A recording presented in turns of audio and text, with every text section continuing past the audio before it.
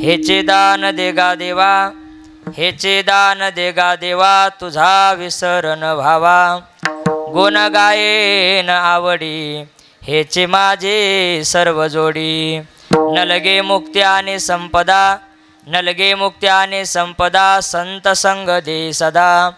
गुण गायेन आवडी, हेचे माझे सर्व जोडी. तुका म्हणे गर्भवासे, तुका म्हणे गर्भवासे, सुखे घालावे आम्हासे.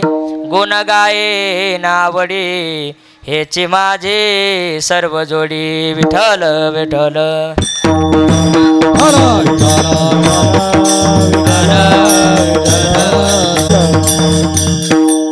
महायोग पीठे तटे भीमरथ्या, वरं पुंडरीकाय दातुं मुनीन्द्रैः. समागत्य तिष्ठन्तमानन्दकन्दं, परब्रह्मलिंगं भजे पांडुरंगं. पांडुरंगा करू प्रथम नमन, पांडुरंगा करू प्रथम नमन, पांडुरंगा करू प्रथम नमन. सरे चरणा संतांच्या, सरे चरणा संतांच्या, सरे चरणा संतांच्या. यांच्या कृपादाने कथेचा विस्तार, यांच्या कृपादाने कथेचा, यांच्या कृपादाने कथेचा विस्तार, यांच्या कृपादाने कथेचा.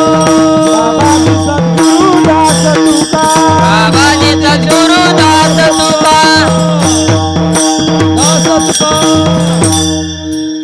कलावज्ञ जीवोद्धरार्थावतारं, कलांकांक तेजोधिका मोदिवक्त्रं. खलानीशवादापनोदार्ह दक्षं, समाधिस्थमूर्तिं भजे ज्ञानदेवं. नमो सद्गुरु तुकया ज्ञानदीपा, नमो सद्गुरु सच्चिदानंदरूपा. नमो सद्गुरु भक्तकल्याणमूर्ते, नमो सद्गुरु भास्करा पूर्णकीर्ती.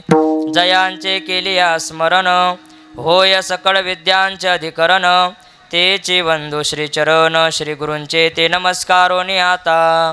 संपाद्य ज्ञानंच विधाय भक्तिं, विलोकितो येन समाधिराजा. वैराग्यवंतं सुविचारयुक्तं, नमामि जोगं शिरसा गुरुंतं. विठ्ठल विठ्ठल विठ्ठल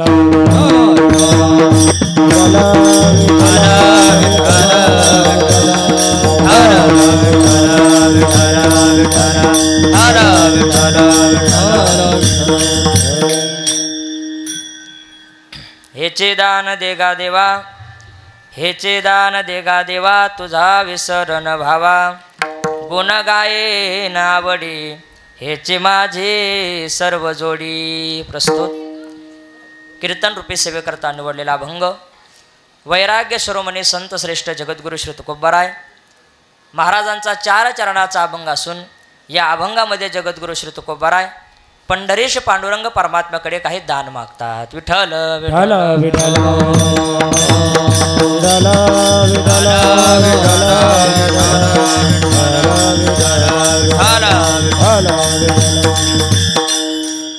अभंग जगद्गुरु श्री तुकोबारायचा आहे. भगवान पांडुरंग परमात्म्याकडे तुकोबाराय या अभंगामध्ये दान मागतात. अभंगावर काही चिंतन करण्यापूर्वी अल्पसा परिहार देणं गरजेचं आहे. श्री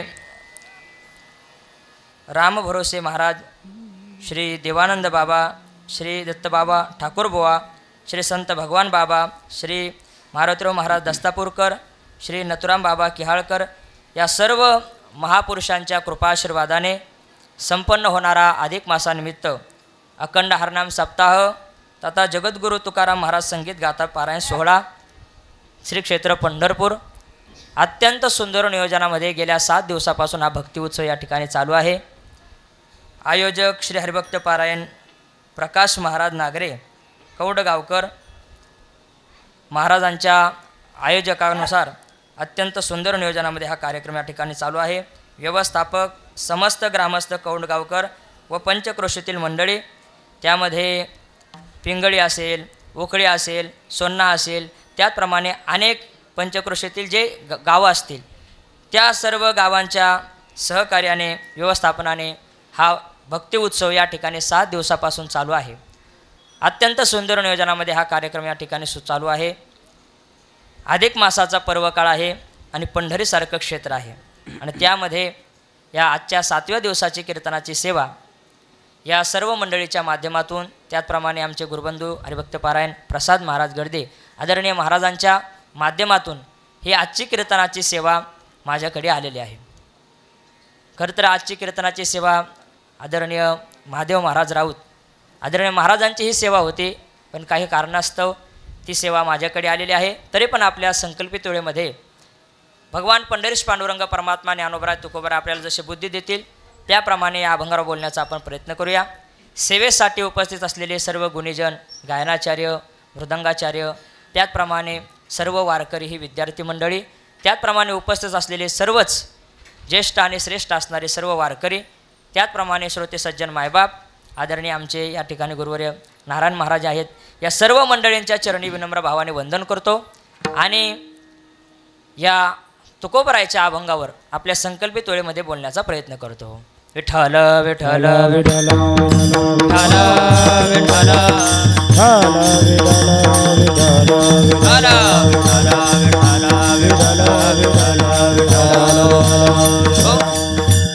हेचे दान देगा देवा, हेचे दान देगा देवा, तुझा विसर न भावा, गुण गाये नावडी, हेची माझी सर्व जोडी.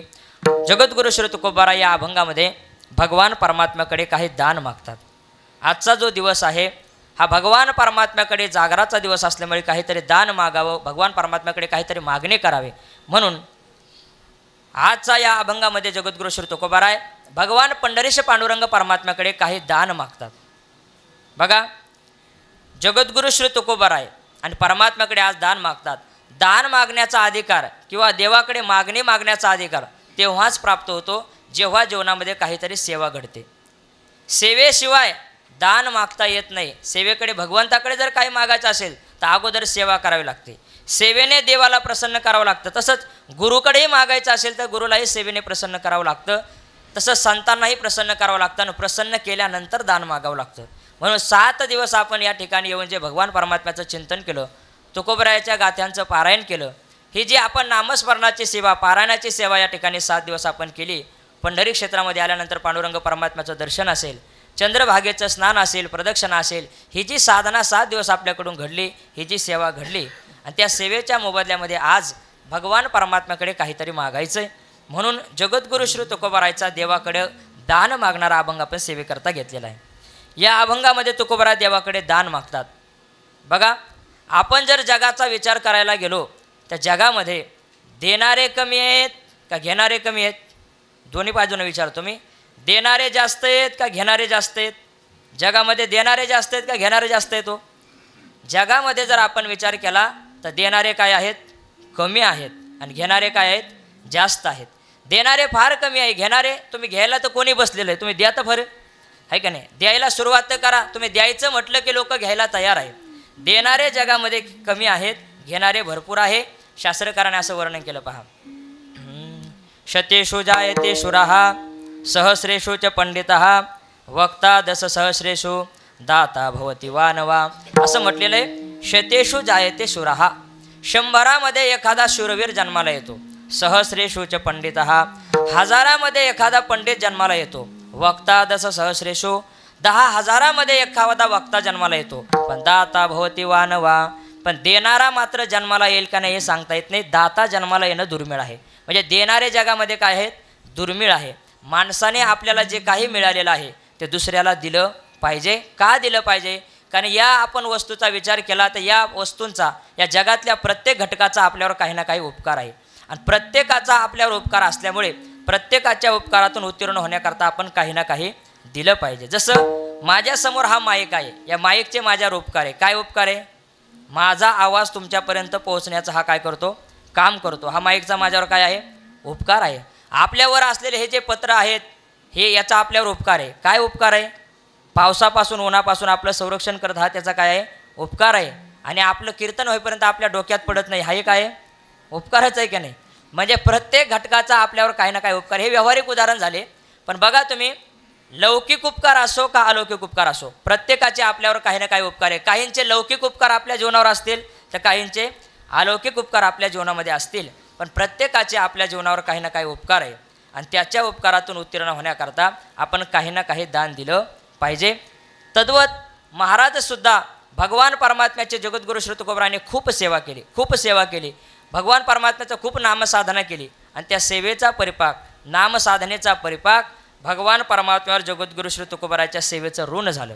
जगद्गुरू श्री तुकोबरायचं भगवान परमात्म्यावर सेवेचं ऋण झाल्यामुळे जगद्गुरू श्री तुकोबरायला मागण्याचा अधिकार प्राप्त झाला. नवे भगवान परमात्म्याला ते ऋण कमी करायचं म्हणून भगवान परमात्मा तुकोबरायला मागायला लावतात. विठ्ठल विठ्ठल विठ्ठल विठ्ठल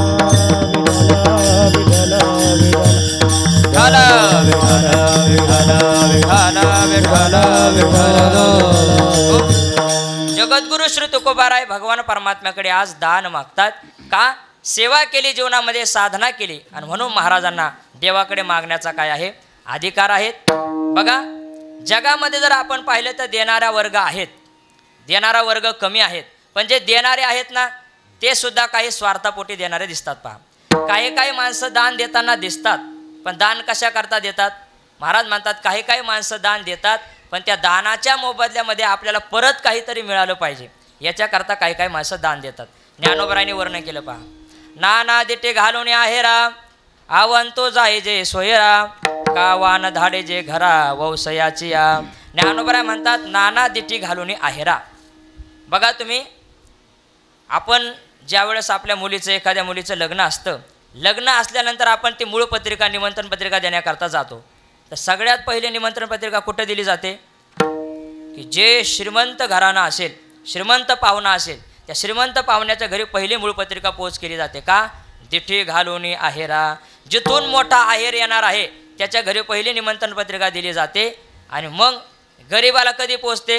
लग्न झाल्यानंतर गरिबाला मूळ पत्रिका पोचते, आहे का नाही? पण श्रीमंत जो आहे, ज्याच्याकडून आहेर चांगला येणार आहे, त्याला मात्र पहिली मूळ पत्रिका दिली जाते. का?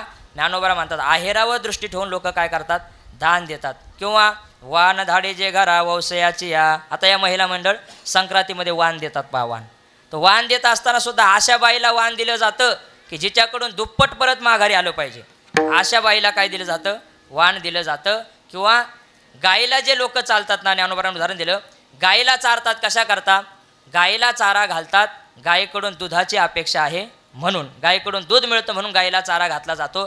तद्वत काही माणसं जगामध्ये आपल्याला दान करताना दिसतात, पण त्या दानाच्या मोबदल्यामध्ये परत काहीतरी आपल्याला मिळावं याच्याकरता काही माणसं काय करतात? दान करतात. एरवी दानशिळो पुरुषो वेचकपणेचे संचको तैसा व्ययी हा रुको अवयोगमे. 15व्या अध्यायामध्ये ज्ञानोबा सांगतात, एरवी दानशिळो पुरुषो, पण वेचकपणेचे संचको. दानशीळ पुरुष आहे, ज्याचं दान करणं हा ज्याचा स्वभाव आहे, तो दान करतो, पण कशा करता? वेचकपणेचे संचकू. पुन्हा आपल्याकडे वेचकपणे संचकू म्हणजे एकीकडे तो दान करत असतो आणि दुसऱ्याकडे पुण्याची संपत्ती जमा करत असतो. म्हणजे दान करतो काहीतरी मिळावं म्हणून. विठ्ठल विठ्ठल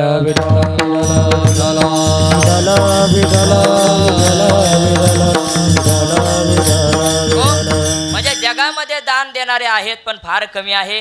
देतात, ते सुद्धा दान देत असताना काहीतरी मोबदल्याची अपेक्षा करतात. पण महाराज म्हणतात निरपेक्ष दान करणारे दोनच वर्ग या जगामध्ये आपल्याला पाहायला सापडतात, या लोकांमध्ये पाहायला सापडतात. कोण? एक निरपेक्ष दान देणारा वर्ग आहे तो संतांचा, निरपेक्ष दान देणारा वर्ग आहे तो भगवान परमात्म्याचा. भगवान परमात्मा जेव्हा दान देतो ना, तेव्हा निरपेक्ष दान देतो, आणि संत जेव्हा दान देतात ना, तेव्हा निरपेक्ष दान देतात. जीव दान देत असताना जीव निरपेक्ष दान देत नाही. आणि दुसरी उणीव अशी आहे, जीवाने आपल्याला कितीही दान देऊ द्या, देवाने कितीही जर दान दिलं तर जीवाच्या दानाने आपली कधीही तृप्ती होत नाही. म्हणून दान देण्याकरता एक तर भगवान परमात्माचा असावा, नाहीतर संत महात्मे असावे.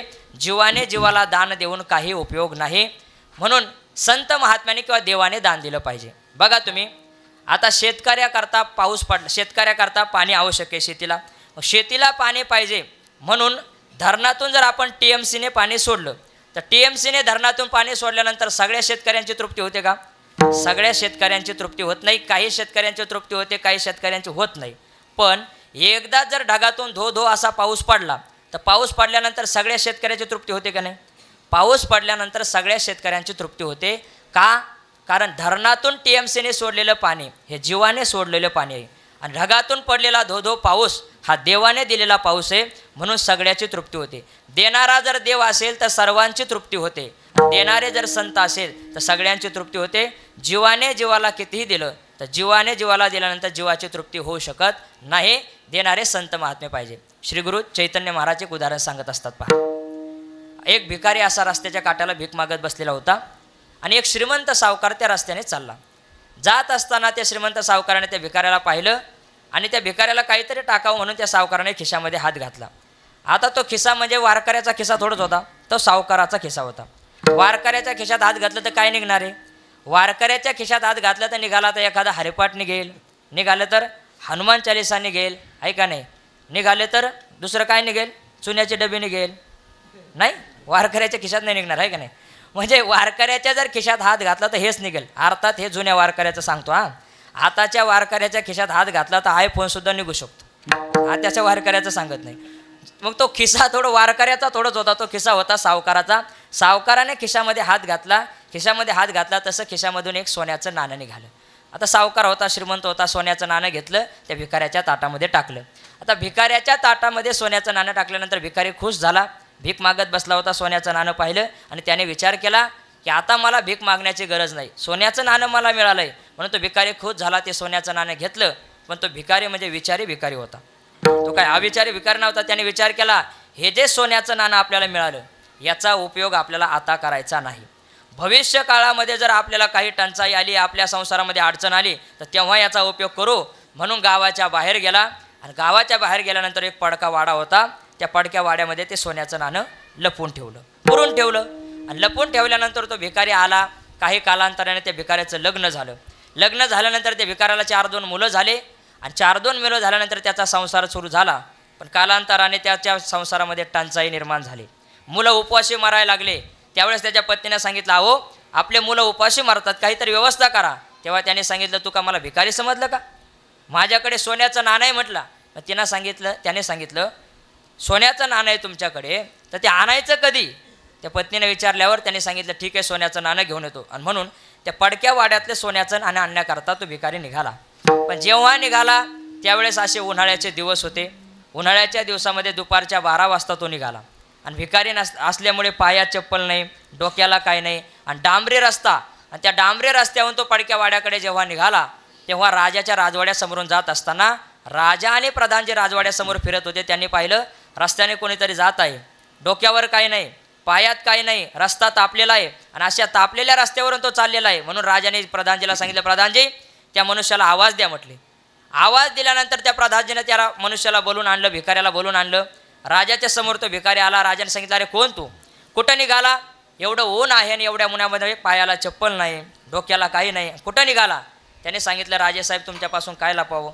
अहो मी एक भिकारी आहे, माझ्या संसारामध्ये फार अडचण आहे आणि माझ्याकडे एक सोन्याचं नाणं होतं, ते त्या वाड्यामध्ये पुरून ठेवलेलं आहे, ते नाणं आणण्याकरता मी निघालो. राजाने सांगितलं, अरे तुझ्या संसारामध्ये एवढी दैन आहे, टंचाई आहे, एक काम करा प्रधानजी, या भिकाऱ्याला सोन्याच्या नाण्याची आवश्यकता आहे, आपल्या राजकोषातून एक ताटभर सोन्याचे नाणे या भिकाऱ्याला देऊन टाका.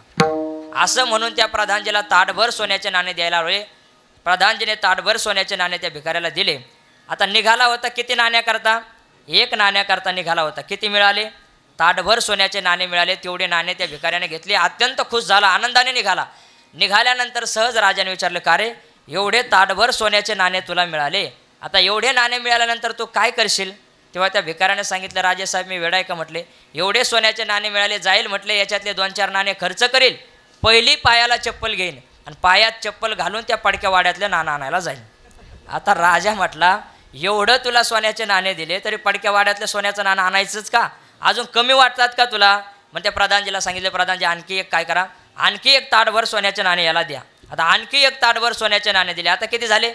2 ताटभर सोन्याचे नाणे झाले. भिकारी आणखी खुश झाला. पुन्हा भिकारी निघाला. पुन्हा राजाने विचारलं, का रे आता 2 ताटभर सोन्याचे नाणे दिले, आता काय करशील? त्या भिकाऱ्याने सांगितले, राजेसाहेब मी वेडा आहे का म्हटले, आता जाईल याच्यातले 10-12 नाणे खर्च करील, पहिली रिक्षा करीन आणि रिक्षात बसून त्या पडक्या वाड्यातलं नाणं आणायला जाईल. आता तो म्हटला, राजा अरे एवढं देऊनही तुला कमी वाटतं का? एवढं देऊ नये कमी वाटतं. प्रधानजीला सांगितले, प्रधानजी एक काम करा, जा म्हटले आपल्या राज्याचा नकाशा आणा. राज्याचा नकाशा आणला, त्याच्यासमोर ठेवला आणि नकाशा ठेवल्यानंतर त्याला सांगितलं, हे बघ हे माझं राज्य आहे, आता मी तुला अर्ध राज्य देऊन टाकतो. हे दक्षिणेकडचं राज्य आहे, उत्तरेकडचं राज्य आहे, सांग तुला दक्षिणेकडचं राज्य पाहिजे का उत्तरेकडचं राज्य पाहिजे. त्यावेळेस त्या भिकाऱ्यांना सांगितलं, राजेसाहेब पडकावाडा कोणत्या बाजूला आहे, पडकावाडा ज्या बाजूला आहे ते राज्य मला पाहिजे. विठ्ठल विठ्ठल विठ्ठल विठ्ठल विठ्ठल विठ्ठल हो. आता राजाने त्या भिकाऱ्याला किती दिलं म्हणजे भिकारी तृप्त होईल हो. राजाने त्या भिकाऱ्याला कितीही देण्याचा प्रयत्न केला तो भिकारी तृप्त होऊ शकत नाही, कारण देणारा जीव आहे.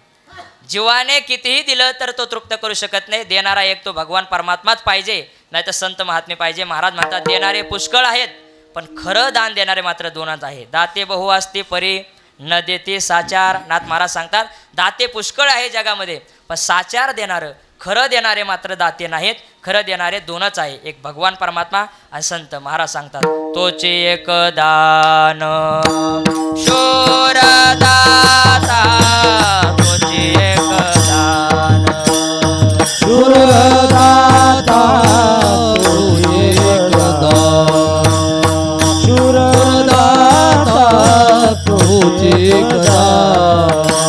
विटेवरी जाती पाऊले समान, विटेवरी जाती पाऊले समान, विटेवरी जाती पाऊले समान, विटेवरी जाती पाऊले समान. तोची एक दान, तोची एक दान, तोची एक दान, तोची एक दान. विटेवरी ज्याचे पावले समान, तोचे एक दान शूरदाता. महाराज म्हणतात, विटेवर ज्याची पावले समान तोचे एक दान शूरदाता. पांडुरंग परमात्मा हाच एक दानशूरदाता आहे. आणि दुसरे दानशूरदाता जर कोण असेल तर महाराज म्हणतात, दाता तोचे एक जाना, दाता तोचे एक जाना, दाता तोचे एक जाना, दाता तोचे एक जाना. नारायणा स्मरवे, नारायणा स्मरवे, आणि कणाशी वळते काय, आणि कणाशी वळते काय. नारायण स्मरवे, नारायण स्मरवे, अनेक शिवत काय.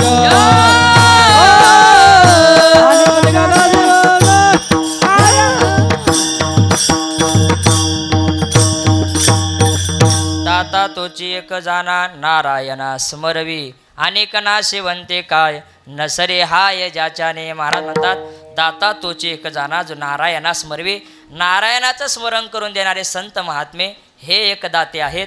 आणि भगवान परमात्मा हा एक दाता आहे. हे दोनच दाते असे की हे आपल्याला खरं दान देऊ शकतात आणि याने दिलेलं दान आपली तृप्ती करू शकतं. म्हणून मागत असताना संत महात्मे एकतर देवाकडेच मागतात, नाहीतर संताकडेच मागतात. बघा, संत महात्मे आज देवाकडे दान मागतात, तुकोबरा देवाकडे दान मागतात. खरं तर संतांनी देवाकडे दान मागावं का? भक्ती जरी केली संतांनी तरी संत महात्मे कधीच देवाकडे काही मागत नाही. त्यांचा बाणाच आहे बघा, देवाकडे काही मागत नाही. ते तर स्वतः मागत नाही. तुका म्हणे जीवभाव, तुका म्हणे जीवभाव देवा पायी ठेवून या काही न मागते. महाराज म्हणतात, जीवभाव सगळा देवाच्या ठिकाणी ते भक्त ठेवतात आणि जीवभाव ठेवून सुद्धा काही न मागते. काहीच भगवान परमात्म्याकडे मागत नाही. देवालाही तोच आवडतो की नाही. काही न मागे कोणाशी, तोची आवडे देवाशी. जो काहीच मागत नाही तोच भगवान परमात्म्याला आवडतो. आणि म्हणून संत महात्मा सुद्धा कधी देवाला काही मागत नाही. मग आज तुकोबराय काय मागतात? कारण आमचे वैकुंठवासी प्रातस्मरणीय घोले बाबा सांगायचे पहा, मनुष्याने देवाकडे काही मागूच नाही आणि मागितल्याशिवाय राहूही नाही. घोले बाबा सांगायचे, मागूच नाही, मागितल्याशिवाय राहूच नाही. म्हणजे बाबा सांगायचे देवाकडे मागत असताना देवाकडे संसारातलं काहीच मागू नये आणि परमार्थातलं मागितल्याशिवाय राहू नये. म्हणून संत महात्मे देवाकडे मागत असताना संसारातलं कधीच मागत नाही. आहे का नाही? संत महात्मे जेव्हा देवाकडे मागतात तेव्हा संसारातलं कधीच मागत नाही. मागायचं झालं तर परमार्थातलं मागतात. भगवान परमात्म्याकडे भक्ती मागतात, भगवान परमात्म्याविषयी प्रेम मागतात, देवाकडे भाव मागतात. मज भाव प्रेम देई प्रीती गुणनाम वर्णवया स्तुती विघ्ना सोडवणे हाती विनंती माझी परिसावी हे तुकोबराय देवाकडे मागतात. भक्तीचं मागणं मागतात, नामस्मरणाचं प्रेमाचं मागणं मागतात. संसारातलं काही मागत नाही. अनेक काही नाही मागणे सुख संपत्ती राज्य चाड धने साकडे न पडे तुझं जेणे तुझे भक्तीविन माय बापा देवा. भक्तीविन दुसरं भगवान परमात्म्याला संकट निर्माण होईल अशा प्रकारचं संत महात्मे काहीही देवाकडे मागत नाही. मागायचं झालं तर परमार्थाविषयीच मागतात. म्हणून संत महात्म्यांचं मागणं आणि जीवांच्या मागण्यामध्ये काय आहे? फरक आहे. काय फरक आहे बघा. संत महात्म्याची मागणी जरी स्वार्थाची दिसली तरी त्यांच्या स्वार्थाच्या मागणीत सुद्धा परोपकार असतो. आणि जीवाची मागणी जरी परोपकाराची दिसली तर त्यांच्या परोपकारामध्ये सुद्धा स्वार्थ असतो. कसं बघा तुम्ही, जीवाची मागणी जरी आपल्याला परोपकाराची दिसली तरी त्याच्यामध्ये जीवाचा स्वार्थ असतो. परोपकाराकरता मागताना जीव दिसतो पण त्याचा स्वार्थ असतो. कसा? उदाहरण सांगितलं जातं. एका मुलीचं लग्न होईना म्हणून त्याच्या आईवडिलांनी खूप नवस केले, वेगवेगळ्या देवतांना गेले की मुलीचं लग्न जुळावं, पण खूप नवस करून सुद्धा त्या मुलीचं लग्न काही जुळाना. शेवटी एक ब्राह्मण त्या आईवडिलांना भेटला आणि त्यांनी सांगितलं एक काम करा, तुमच्या मुलीला त्या डोंगरावर देव राहतो म्हटले, त्या देवाच्या दर्शनाकरता पाठवा. पण त्या देवाच्या दर्शनाकरता गेल्यानंतर त्या देवाचा एक नियम आहे म्हटले. काय नियम आहे? स्वतः करता काही मागावं लागत नाही, दुसऱ्याकरता मागावं लागतं. दुसऱ्याकरता मागितलं की तो देव काय होतो? प्रसन्न होतो आणि तो वर देऊन टाकतो. ठीक आहे म्हटले, दुसऱ्याकरता मागायचं म्हणून त्या मुलीला त्या देवाच्या दर्शनाकरता पाठवलं. ती मुलगी त्या देवाच्या दर्शनाकरता केली, देवाचं दर्शन घेतलं आणि माघारी आली. माघारी आल्यानंतर त्या ब्राह्मणाने विचारलं, बाई त्या मुलीला विचारलं मागितलं देवाकडे? त्या मुलीने सांगितलं हो देवाकडे मागितलं, पण लक्षात आहे ना स्वतः करता काही मागायचं नाही. तिने सांगितलं हो मी स्वतः करता त्या देवाकडे काहीच मागितलं नाही, दुसऱ्याकरता मागितलं. काय मागितलं? त्या मुलीने सांगितलं काय नाही. ते देवाला म्हटले, देवा माझ्या आईला एक चांगला जावाई दे. लक्षात आलं का नाही? माझ्या आईला एक चांगला जावाई दे. म्हणजे हिच्या आईला चांगला जावाई दे म्हणजे हिला काय दे? नवरा दे. म्हणजे मागताना परोपकार दिसतो पण त्याच्यात सुद्धा काय आहे? स्वार्थ आहे. हे जीवाची मागणी. मागताना परोपकार दिसतो पण त्याच्यात सुद्धा स्वार्थ आहे. संतांची मागणी असे दिसताना स्वार्थ दिसतो पण त्या स्वार्थात सुद्धा परोपकार आहे. बसा ज्ञानोबाराय आपल्या श्रीगुरूंकडे दान मागतात. कोणतं? पसाय दान मागतात. पहा, आता विश्वात्मके देवे हे ने वागेज्ञ तोषावे तोषोनी मज द्यावे पसाय दान हे. ज्ञानोबाराय आपल्या श्रीगुरूंकडे पसाय दान मागतात. काय म्हणतात? तोषोनी मज द्यावे. कोणाला द्यावे? मज द्यावे. तोषून संतुष्ट होऊन तुम्ही मला द्या म्हणतात. म्हणजे स्वतः करता दान मागतात आणि पुढं मागताना स्वतः करता काय मागतात? जे खळांची व्यंकटी सांडो तया सत्कर्मी रती वाढो भूता परस्परे पडो मैत्र जीवांचे. आता खळांची व्यंकटी सांडो ज्ञानोबरा हे कोणाकरता मागतात? दुसऱ्याकरता मागतात की नाही? म्हणजे ज्ञानोबरायच्या मागणीमध्ये स्वार्थ दिसतो पण ज्ञानोबरायच्या मागणीत जरी स्वार्थ असला तरी परोपकाराकरता ज्ञानोबराय मागतात. म्हणून संतांच्या मागणीमध्ये आणि जीवाच्या मागणीमध्ये फरक आहे. म्हणून तुकोबराय आज भगवान परमात्म्याकडे मागतात तर स्वतःसाठी मागत नाही. तुकोबरायला तर देवाकडे काही मागण्याची गरजच नाही, पण तुकोबराय कशा करता मागतात? जीवाने देवाकडे कसं मागावं, काय मागावं हे शिकवण्याकरता तुकोबराय आज देवाकडे मागतात.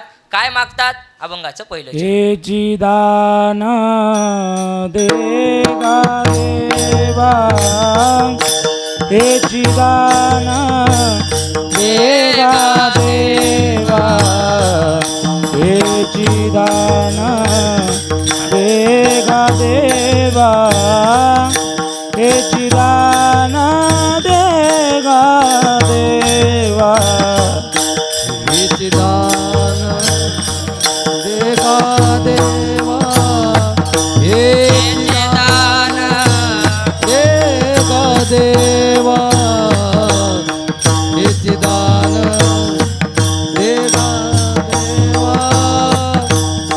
हे चिदान देगा देवा हे चिदान देगा देवा हे चिदान देगा देवा हे चिदान देगा गा देवा हेची दान दे गा देवा हेची दान दे गा देवा हेची दान दे गा देवा हेची दान दे गा देवा हे दान दे गा देवा तुझा विसरण भावा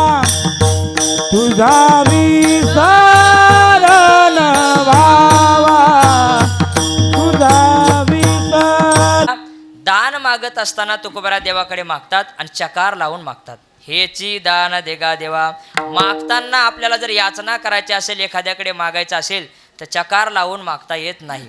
बघा, आपल्या दारावर जर एखादा याचक आला, एखादी भिकारी आला, तर तो मागत असताना चकार लावून मागू शकतो का?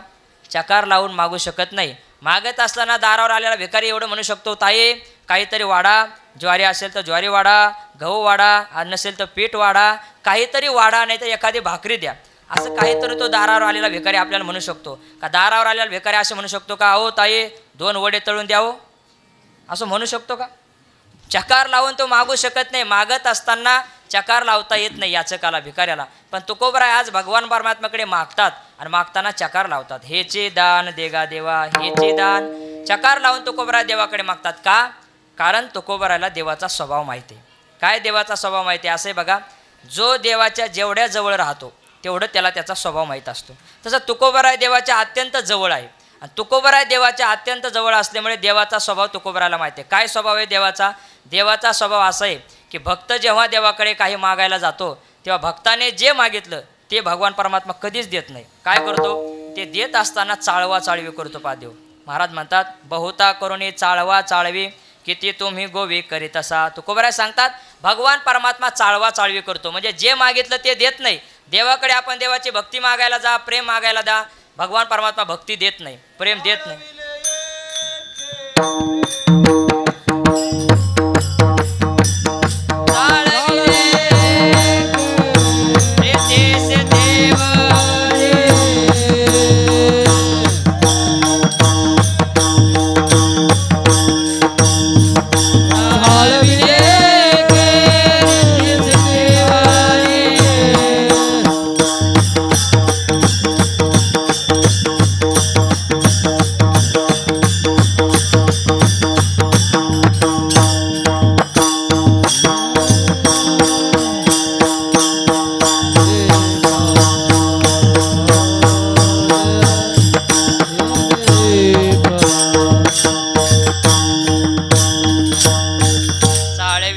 रिद्धी सिद्धीवरी. महाराज म्हणतात, एके रिद्धी सिद्धीवरी चाळविले. महाराज म्हणतात, भगवान परमात्मा जे मागितलं ते देत नाही, उलट रिद्धी सिद्धी देऊन चाळविले बाजूला करतो. जसं एखादी आई असते पहा, आणि एखाद्या आईला जर आपल्याला काही काम करायचं असेल आणि लहान मुलगा जर काम करू देत नसेल तर ती आई काय करते? त्या मुलाला चाळवा चाळवी करते. त्या मुलाला काय करते? कशामध्ये तरी हा मुलगा गुंतला पाहिजे म्हणून त्याच्यासमोर एखादं खेळणं टाकते. आणि एखादं खेळणं त्या मुलाच्या समोर टाकलं की ते खेळण्यामध्ये ते मुलगा गुंतून जातो. खेळण्यामध्ये मुलगा गुंतला की ती आई त्याच्यापासून दूर निघून जाते आणि आपलं काम करते. तसंच भगवान परमात्मा करतो. एखादा देवाकडे काही मागायला गेला, देवाची भक्ती मागायला गेला, देव भक्ती देत नाही, प्रेम देत नाही, काय करतो? चाळवा चाळवी करतो आणि त्याला खेळणं समोर टाकतो. खेळणं टाकतो म्हणजे घे तुला सप्त्याचं गाव घेऊन टाक, तुला कीर्तनाच्या तारखा घेऊन टाक, एखाद्या मठाचा मठाधिपती हो, असं काहीतरी भगवान परमात्मा काय करतो? देऊन टाकतो आणि कुठंतरी गुंतून टाकतो. पण भगवान परमात्मा आपली भक्ती आणि प्रेम मात्र कोणाला देत नाही, लपून ठेवतो. महाराज, भगवान परमात्मा प्रेम कोणाला देत नाही, लपून ठेवतो. एखाद्याला मोक्ष भगवान परमात्मा देईल, आहे की नाही? आम्ही अंगही शेषा वेचले लक्ष्मीशी. देवाने सांगितलं, आम्ही आमचं स्वतःचं अंग देऊन टाकलं शेषाला. लक्ष्मी मातेला आमचे चरण आम्ही देऊन टाकले. परी आपण पिविन जे एक ते तैसेचे सुख साजूक सप्रेमळा लागे देख ठेवले जतन. पण आम्ही आमचं जे साजूक सुख आहे ना, प्रेमळ सुख आहे ना, ते प्रेम मात्र आम्ही कोणाला देत नाही. भगवान परमात्मा म्हणतात ते आम्ही जपून ठेवतो. म्हणजे भगवान परमात्मा हे देत नाही, चाळवा चाळवी करतो. आणि हा देवाचा स्वभाव तुकोबरायला माहीत असल्यामुळे तुकोबराय म्हणतात, देवा हेची दान देगा देवा, आम्हाला हेच पाहिजे. कारण आम्हाला माहिती आहे तुम्ही चाळवा चाळवी करणार आणि दुसरंच काहीतरी देऊन आम्हाला माघारी पाठवणार. म्हणून तुकोबराय चकार लावून मागतात, हेची दान देगा देवा, देवा आम्हाला हेच पाहिजे. दुसरं नको. किंवा देवाकडे हेची मागण्याचं कारण काय, हेची म्हणण्याचं काय कारण आहे? दुसरं कारण असं आहे की तुकोबरायला देवाचं सामर्थ्य माहिती आहे.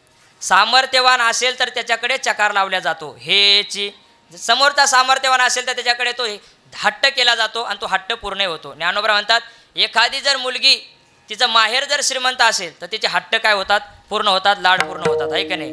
जय लळयांचे लळे सरती, मनोरथांचे मनोरे पुरती, जरी माहेरे श्रीमंते होती तुम्हायसी. जर श्रीमंत माहेर असेल तर मुलीचे सगळे लाड कौतुक हट्ट पूर्ण केले जातात. तसं देणारा जर सामर्थ्यवान असेल, श्रीमंत असेल, उदार असेल तर तो देऊ शकतो. म्हणून तुकोबराला माहिती आहे देव हा उदार आहे. देव काय सामान्य नाही, त्याच्याकडे भरपूर सामर्थ्य आहे. त्याचं उदाहरणचं वर्णन केलं ना, तुझे औदार्य जाणो स्वतंत्र, देतान म्हणसे पात्रा पात्र, पै कैवल्य ऐसे पवित्र की वैर्या हे दिदले. देवाचं औदार्याचं वर्णन केलेलं आहे. देवा इतका उदार कोण आहे? महाराज म्हणतात तुझा ऐसा कोण, उदाराची राशी आपुलेची देशी पददासा. आपलं स्वतःचं पद तू दासांना देऊन टाकतो, एवढा भगवान परमात्मा उदार आहे. अहो भगवान परमात्मा खूप उदार आहे. त्याच्याकडे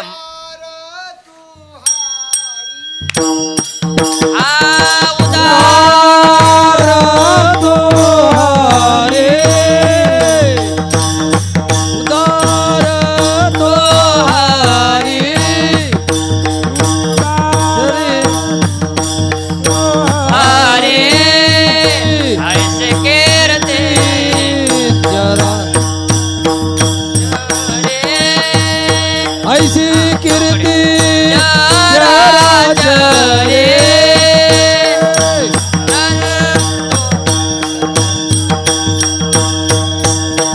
अनंत हे तोरी गरजताती पवाडे, अनंत हे थोरी गरजताती पवाडे, अनंत हे थोरी गरजताती पवाडे.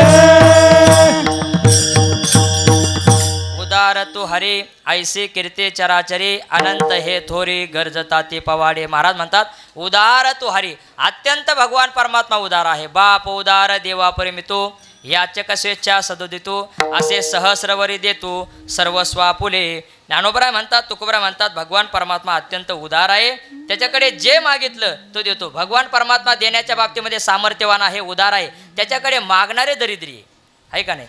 तो देण्याच्या बाबतीमध्ये उदार आहे, सामर्थ्यवान आहे, पण मागणारे त्याच्या पुढे कमी पडतात. मागणारे त्याच्याकडे दुसरंच काहीतरी मागून घेतात. महाराज म्हणतात म्हणून भगवान परमात्म्याकडे तुकोबराय चकार लावून मागतात, कारण तो देऊ शकतो, सामर्थ्यवान आहे. म्हणून हेचे दान देगा देवा, आम्हाला हेच पाहिजे देवा. काय पाहिजे महाराज नेमकं? महाराज सांगतात तुझा विसर न व्हावा. देवा आम्हाला हे दान पाहिजे, तुझा विसर न व्हावा. तुझा विसर आम्हाला कधीच पडू नये.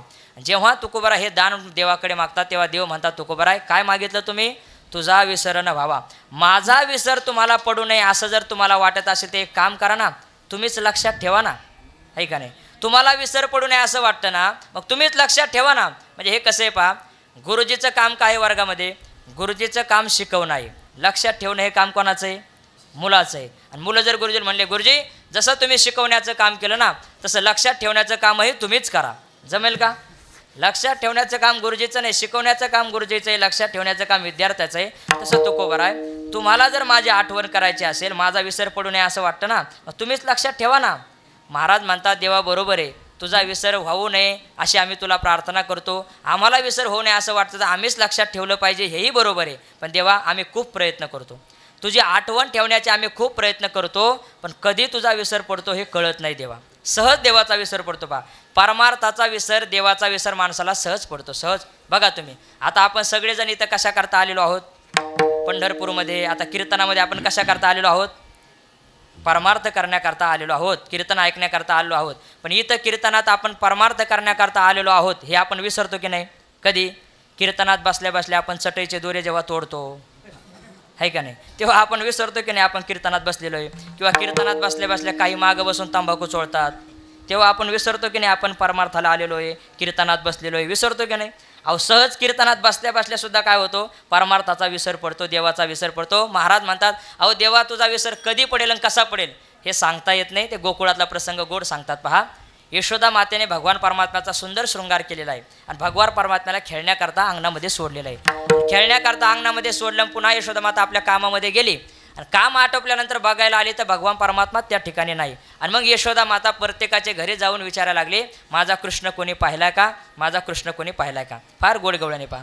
माझा कृष्ण देखेला काय, माझा कृष्ण देखेला काय, कोणीतरी सांगा गे सांगा, कोणीतरी सांगा गे सांगा, कोणीतरी सांगा गे सांगा. माझा कृष्ण देखिला काय, माझा कृष्ण देखिला काय, कोणीतरी सांगा गे सांगा, कोणीतरी सांगा गे सांगा, कोणीतरी सांगा गे सांगा. माझा कृष्ण देखिला काय, कोणीतरी सांगा गे. यशोदा मातेने अंगणात येऊन पाहिलं, भगवान श्रीकृष्ण परमात्मा नाही, म्हणून प्रत्येकाच्या दारावर जाऊ लागले. एका जनार्दनी माय घरोघराप्रती जाय, कृष्णा जाणावे ते काय. प्रत्येकाच्या घरोघरी जाऊन यशोदा माता विचारू लागले, कृष्ण पाहिला का, कृष्ण पाहिला का. तेव्हा त्या गवळणी यशोदा मातेला म्हणतात, अगं एवढ्या नवसा सायासाने तुला मुलगा झाला, मग तू त्या मुलावर जरा लक्ष ठेवायला पाहिजे होतं, ध्यान ठेवायला पाहिजे होतं, असा कसा विसर पडला. तेव्हा त्या यशोदा मातेने विसराचं कारण सांगितलं. म्हटले काय झाले. तर यशोदा माता सांगते की मी त्या मुलाला हात शृंगार केला आणि शृंगार केल्यानंतर त्याला अंगणामध्ये सोडलं. हाती घेऊन या फूल अंगणी रांगत आले मूल. त्याच्या हातामध्ये फूल होतं आणि ते मुलगा अंगणामध्ये रांगत आलेला होता. पण काय झालं, होते सारवित मी चूल आणि कैसे भूल पडिले. मी चूल सारवायला गेले आणि चूल सारवायला गेले आणि त्याचे कशी विसर पडला सांगता येत नाही. चूल सारवायला गेले, चूल म्हणजे संसार आहे का नाही. सगळा संसार कुठून होतो, चुलीहूनच होतो का नाही. चूल म्हणजे संसार आहे. चुलीकडे लक्ष गेलं म्हटले आणि चुलीकडे लक्ष गेल्यामुळे कैसी भूल पडली. कसा देवाचा विसर पडला कळला नाही. म्हणजे संसाराकडे लक्ष गेलं, विषयाकडे लक्ष गेलं की देवाचा विसर सहज पडतो. म्हणून देवाच्या विसराचं कारण सांगत असताना ज्ञानोबराने सुद्धा सांगितलं, का जीवाला आत्मबोधाचा विसर पडला. ज्ञानोबरा म्हणतात, जे बहुता एका अवांतरू अहंकाराचा भूत संचारू झाला म्हणून विसरू आत्मबोधाचा. अहंकाराच्या भूताचा संचार जीवामध्ये झाला आणि म्हणून जीवाला देवाचा विसर पडला. किंवा दुसरं कारण सांगितलं, जे प्राणिया कामी भरू देहाची वरी आदरू म्हणून पडिला विसरू आत्मबोधाचा. प्राणिया कामी भरू, विषयावर प्राण्याचा भर वाढला, विषयासक्ती वाढली. देहाची वरी आदरू, देहाचा आदर वाढला. देहाचा आदर वाढल्यामुळे, विषयासक्ती वाढल्यामुळे आत्मबोधाचा विसर पडला. ज्ञानोबरा म्हणतात आत्मबोधाचा त्यामुळे विसर पडतो, देवाचा विसर पडतो. कशामुळे. महाराज म्हणतात सहज देवाचा विसर पडतो आणि म्हणून देवा तुझ्याकडे आम्ही प्रार्थना करतो, तुझा विसर न व्हावा. सगळ्या गोष्टी विसरल्या तर चालेल पण देवाला कधी विसरू नये, हे की नाही. दो बात नको भूलमत यदे चाहे कल्याण, नारायण एक मौतको दुजो श्री भगवान. एक आपल्या मरणाला कधी विसरायचं नाही आणि दुसरी गोष्ट देवाला कधी विसरायचं नाही. म्हणून महाराज देवाकडे प्रार्थना करतात, तुझा विसर न व्हावा. विचारलं महाराज, देवाचा विसर जर पडला तर तोटा काय आणि देवाचा आठव राहिला तर फायदा काय. महाराज म्हणतात देवाचा जर विसर पडला तर काय होतं, जे जे देवाला विसरतात त्यांना पुन्हा पुन्हा जन्माला यावं लागतं. महाराज सांगतात पहा, विसरली तया थोर झाली हानी, विसरली तया थोर झाली हानी, पचतील खाणी चौऱ्याशेच्या, पचतील खाणी चौऱ्याशेच्या. विसरली तया थोर झाली हानी, विसरली तया थोर झाली हानी, पचतील खाणी चौऱ्याशेच्या, पचतील खाणी चौऱ्याशेच्या. विसरली तया थोर झाली हानी, पचतील खाणी 84च्या. देवाचा विसर झाला तर महाराज तोटा सांगतात. काय होईल, विसरली तया थोर हानी झाली. जे देवाला विसरले त्यांना फार मोठी हानी झाली. काय हानी झाली महाराज म्हणतात, पचते लखाने 84च्या, त्यांना पुन्हा पुन्हा 84 लक्ष योनीमध्ये फिरावं लागतं. ही हानी होते फार मोठी. म्हणून देवाच्या विसरामध्ये हानी. किंवा तुका म्हणे त्यांनी मनुष्यपणा केली हानी, देवा विसरून गेले म्हणती मी माझे. देवा विसरून मी माझं म्हणायला लागले. महाराज म्हणतात त्यांनी मनुष्यपणा हरे केली, म्हणजे आपल्या मनुष्यपणाची हानी करून घेतली. पुरुषार्थ करायला पाहिजे, देवाची प्राप्ती करायला पाहिजे, पण या मनुष्यपणाची त्यांनी हानी केली.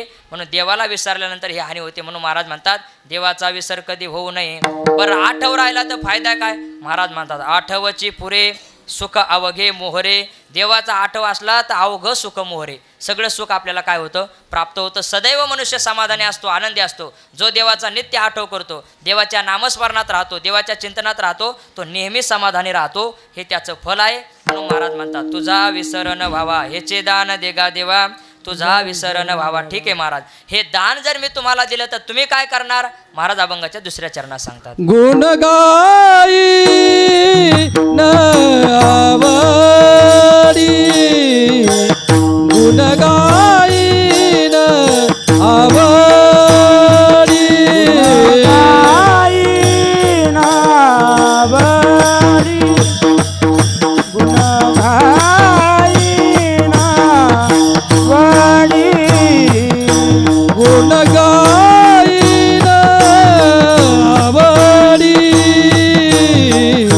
गुण गाईन आवडी,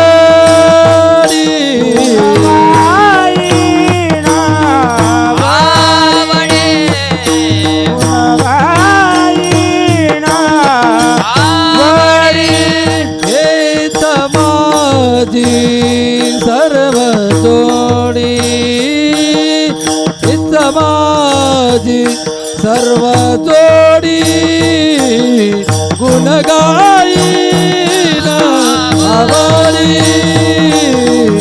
गुण गाईन आवडी, सर्व जोडी हे समाजी सर्व जोडी गायन आवडी, गुण गायन आवडी, गुण गाईन आवडी, माझी सर्व जोडी, हेच माझी सर्व जोडी, हेच माझी सर्व जोडी,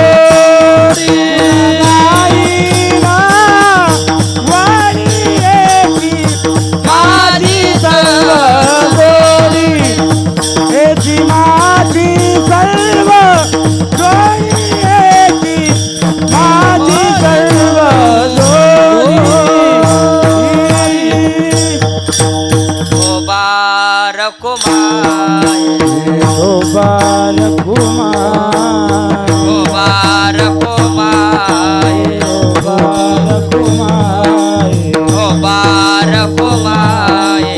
बोला सर्व बोला, कुमार, विठोबार कुमार, गोपार कुमार, गोपाल कुमार, गोपार कुमार, गोपाल कुमार, गोपार कुमार, गोपाल कुमार, गोपार कुमार, गोपाल कुमार, गोपार कुमार, गोपाल कुमार, गोपार कुमार, गोपाल कुमार.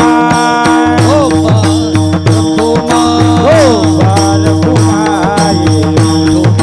कुमार, खबरदार विठ्ठल श्री ज्ञानदेव महाराज पंढरीनाथ भगवान की, माऊली ज्ञानेश्वर महाराज की, जगद्गुरु तुकाराम महाराज की, सद्गुरु जोग महाराज की जय. गोबार कुमार, गोबार कुमार, गोबार कुमार, गोबार कुमार.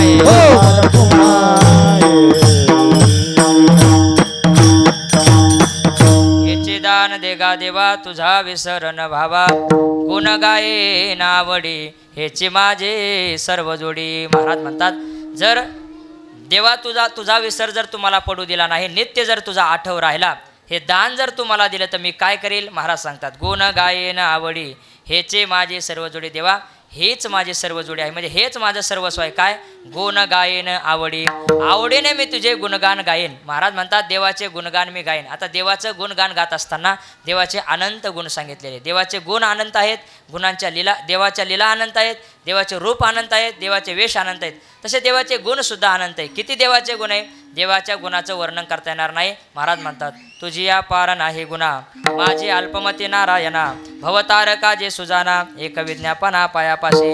देवाच्या गुणाला पार नाही, मर्यादा नाही, अनंत देवाचे गुण आहेत. महाराज म्हणतात ते गुण मी आवडीने गाईन. सगळे गुण कसे गाता येईल. महाराज म्हणतात मग त्या गुणाचे जे गुणवरी आहेत त्याचं मी वर्णन करेन. ऐका यशश्री औदार्य, ज्ञान वैराग्य ऐश्वर्य, हे साहे गुणवर्य वस्ती जेथ.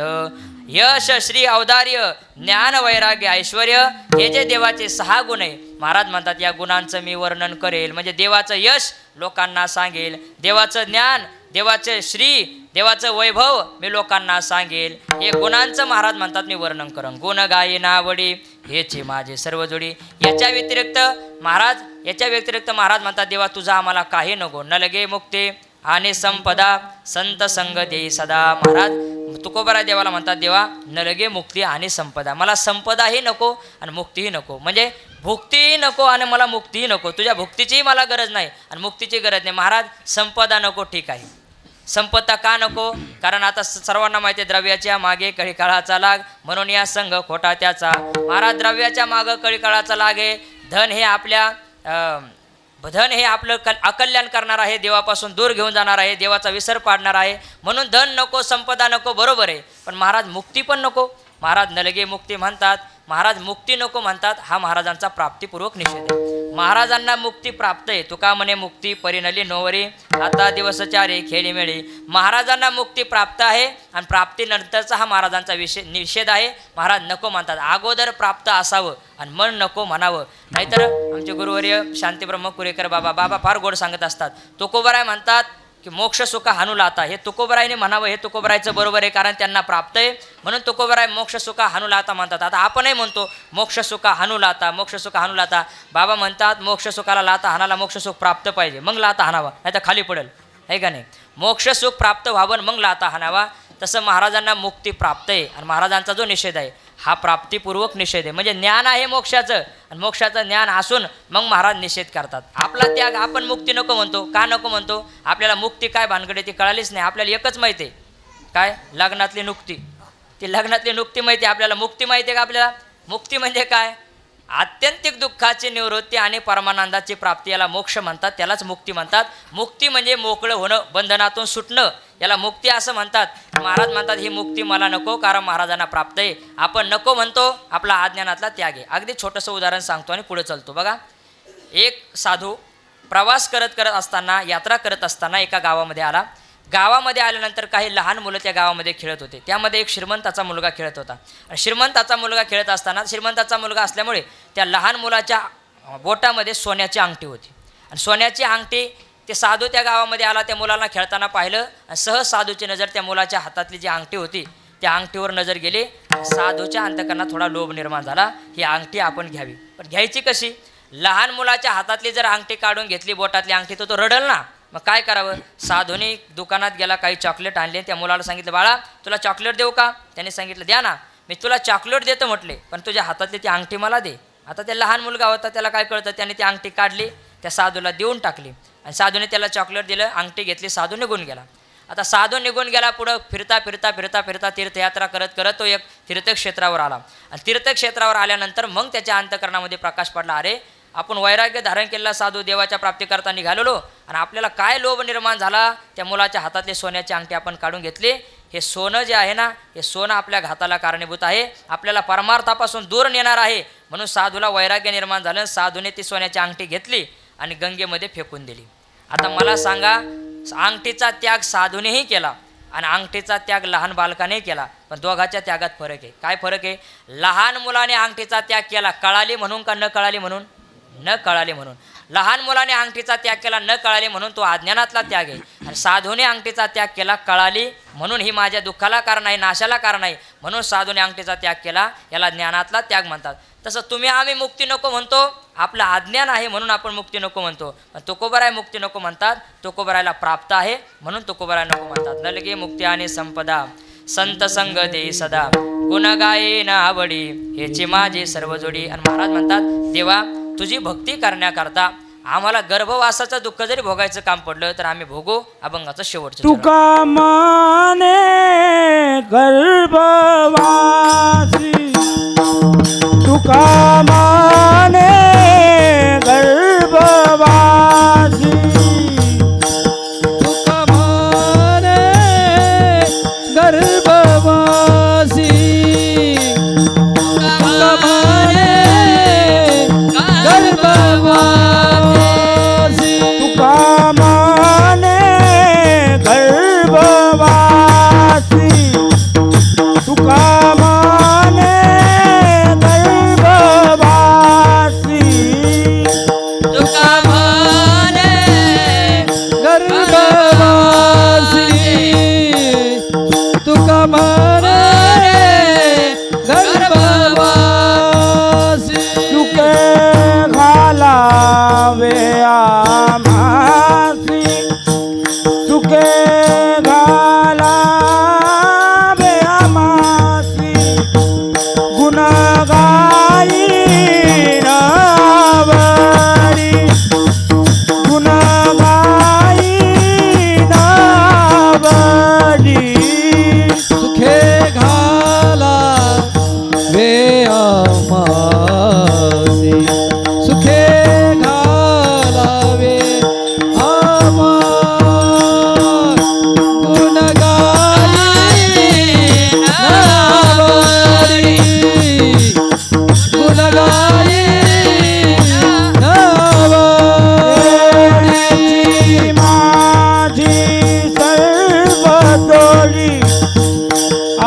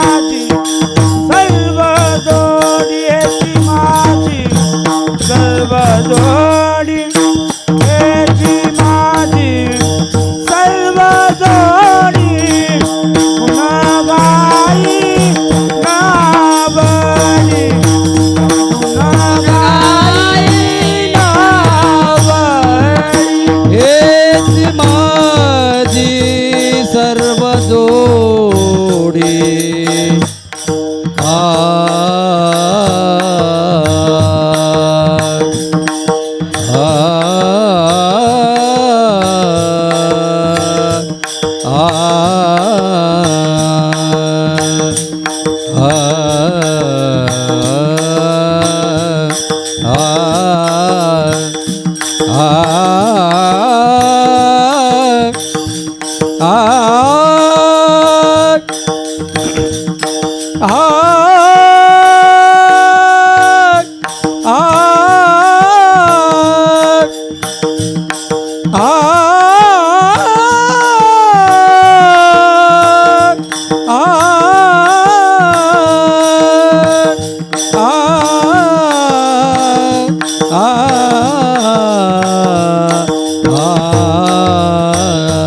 हेच माझी सर्व जोडी, हेच माझी सर्व जोडी, गुणगाई नावडी, गुणगाई नावडी.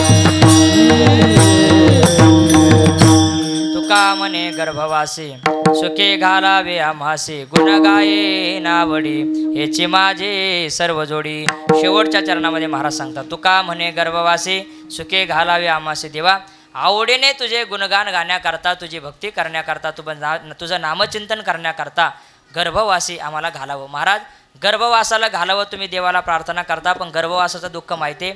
महाराज म्हणतात गर्भवासाचं दुःख आम्हाला माहिती आहे, पण बघा एखादा जर मोठा लाभ होत असेल तर थोडी हानी मनुष्य काय करतो, स्वीकार करतो. तसं महाराज म्हणतात इथं आल्यानंतर देवाची भक्ती करायला जर आम्हाला मिळत असेल तर गर्भवासाचं दुःख भोगायला आम्ही तयार आहे. गर्भवासाचं दुःख महाराज म्हणतात आम्ही भोगू. बघा तुम्ही व्यवहारामध्ये उदाहरण सांगतात, एका मनुष्याच्या घरी चोरी झाली आणि चोरी झाल्यानंतर रात्रीच्या वेळेला त्या चोराने काय चोराचं ते सगळं चोरलं आणि तो चोर निघायच्या टायमाला नेमकं त्या मालकाला जाग आली म्हणून घाई चोर त्या खिडकीतून उडी टाकून पळून गेला. आता पळून गेल्यानंतर मालक जागा झाला, त्याच्या लक्षात आलं घरामध्ये चोरी झाली, काय गेलं म्हणून त्याने तपासणी केली. त्याला कळलं आपल्या घरामधले 50,000 चोरीला गेले. शेवटी तो डोक्याला हात लिहून बसला आणि विचार करू लागला. सकाळी उठलो की पोलीस स्टेशनमध्ये जायचं आणि फिर्याद द्यायची, घरामध्ये चोरी झाली, 50,000 रुपये चोरीला गेले. पण नेमकं तो बसल्या विचार करत असताना चोर कुठून उडी मारून पळाला म्हणून त्याने त्या खिडकीकडे पाहिलं तर खिडकीच्या खाली एक पाकिट पडलेलं होतं. आता ते पाकिट त्याने उचललं आणि उचलून पाहिलं तर त्या पाकिटामध्ये 1,00,000 रुपये होते. आता याचे चोरीला किती गेले ते 50,000 रुपये आणि मिळालं पाकिट किती 1,00,000. खरं सांगा तो दुसऱ्या दिवशी सकाळी उठल्यावर पोलीस स्टेशनला गेला असेल का? पोलीस स्टेशनला गेला नाही, उलट देवाला प्रार्थना करू लागला, देवा असा दररोज एक चोर माझ्या घरी पाठवत जा, आहे का नाही. म्हणजे चोरीला गेले 50,000 गेल्याचं दुःख आहे, 50,000 चोरीला गेले याचं दुःख आहे, पण पुन्हा 50,000 शिल्लक मिळाले, 1,00,000 मिळाले ना, मग ती 1,00,000च्या सुखापुढे 50,000चं दुःख काय झालं, वजा झालं. तसं गर्भवासाचं दुःखच आहे, पण महाराज म्हणतात देवाच्या भक्तीपुढे गर्भवासाचं दुःख वजा होतं. आणि म्हणून महाराज म्हणतात तुका म्हणे गर्भवासी सुखे घालावे आम्हासी. गर्भवासात आलं की प्रत्येकाला दुःख आहे, पण महाराज म्हणतात रेल्वेचा प्रवास करायचा म्हणजे धक्काबुक्की खावीच लागते. पण धक्काबुक्की कोणाला आहे? ज्याचं तिकीट रिझर्वेशन नाही त्याला धक्काबुक्की आहे. ज्याचं तिकीट आरक्षित आहे ना त्याला धक्काबुक्की होत नाही, तो निवांत सावकाश बसून प्रवास करतो. तसं महाराज म्हणतात गर्भवासाचं दुःख कोणाला आहे? ज्याचं तिकीट रिझर्वेशन नाही. म्हणजे अरे ज्याच्या मुखामध्ये देवाचं नाव नाही त्याला गर्भवासाचं दुःख आहे, पण ज्याच्या मुखात देवाचं नाव आहे त्याला कुठं गर्भवासाचं दुःख आहे? गर्भवासी दुःख नाही येता जाता हृदयासता नाम तुझे. आणि म्हणून महाराज म्हणतात तुका म्हणे गर्भवासी सुखे घालावे आम्हासी गुण गाये ना आवडी हेची माझे सर्व जोडी. ज्ञानेश्वर माऊली ज्ञानराज माऊली ज्ञानेश्वर माऊली जय जय ज्ञानेश्वर माऊली ज्ञानराज माऊली जय जय ज्ञानेश्वर माऊली ज्ञानराज माऊली तुकाराम. ज्ञानेश्वर माऊली जय जय ज्ञानेश्वर माऊली ज्ञानराज माऊली तुकाराम. ज्ञानेश्वर माऊली जय जय ज्ञानेश्वर माऊली ज्ञानराज माऊली तुकाराम. ज्ञानेश्वर माऊली ज्ञानराज माऊली. हेचे दान देगा देवा तुझा विसर न व्हावा गुण गाये नावडी हेची माझी सर्व जोडी. संकल्पित वेळेमध्ये या अभंगावर बोलण्याचा प्रयत्न केला. झालेली चिंतनरूपी सेवा भगवान पंढरीश पांडुरंग परमात्म्याच्या चरणी अर्पण करून सर्व साधू संतांच्या चरणी अर्पण करून सेवेला पूर्णविराम. सेवा करताना जे काय चुकलं असेल ते माझ्या बुद्धीचे दोष आहेत, जो काय बरोबर असेल ते स्वानंद सुखनिवासी सद्गुरू जोग महाराज वारकरी शिक्षण संस्थेचं आहे, तेथील सर्व गुरुवर्यांचं आहे. तरी न्यूनते पुरते अधिकते सरते करुणे घ्यावे तुमते विनुतासे पायाच्या प्रसादे काही बोलिलो विनोदे मद क्षमा करणे संती नवे अंगभूत युक्ती. चाल घ्यायची विठ्ठल जय जय विठ्ठल जय जय विठ्ठल जय विठ्ठल जय जय विठ्ठल जय जय विठ्ठल जय जय विठ्ठल. आ बोलिले पुढे वेळे बापुरे करा क्षमा अपराध महाराज तुझे. नाही विचारला अधिकार म्या फुला करा क्षमा अपराध महाराज तुझे. तुका म्हणे ज्ञानेश्वरा राखा पाया पडी करा करा क्षमा अपराध महाराज. ज्ञानदेव तुकाराम देव तुकाराम. गेले 2 वर्षापासून आमचा वार्षिक कार्यक्रम वर्ष दुसरं पहिला कार्यक्रम आमचा गावातच झाला आमच्या पंचक्रोशीच्या वतीनं आणि दुसरा कार्यक्रम हा अधिक मास आला म्हणून आम्ही श्रीक्षेत्र पंढरपूर या ठिकाणी ठेवलेला आहे. या सप्ताहातील आज 7वा दिवस आणि 7व्या दिवसाची सेवा आमच्या पंचक्रोशीच्या वतीनं महादेव महाराज राऊत यांची होती. म्हणजे खोटं काहीच नाही बरं. ज्याला संशयित असेल त्याने मी आता नंबर देतो त्यांना, पण तुमच्या तब्येतीची काळजी घ्या. कोणाला संशयित असेल, संशय येते, माणसं संशयखोर असतात, हे काही बोलतात. महाराज येऊ शकले नाही, त्यांची जागा आमचे हरिभक्तीपरायण अध्यापक वारकरी शिक्षण संस्था जोग महाराज पंढरपूर पुंडलिक महाराज जाधव महाराजांनी सुंदर जागा भरून काढली. त्याबद्दल आमच्या पंचक्रोशीच्या वतीनं महाराजाचे हार्दिक हार्दिक अभिनंदन.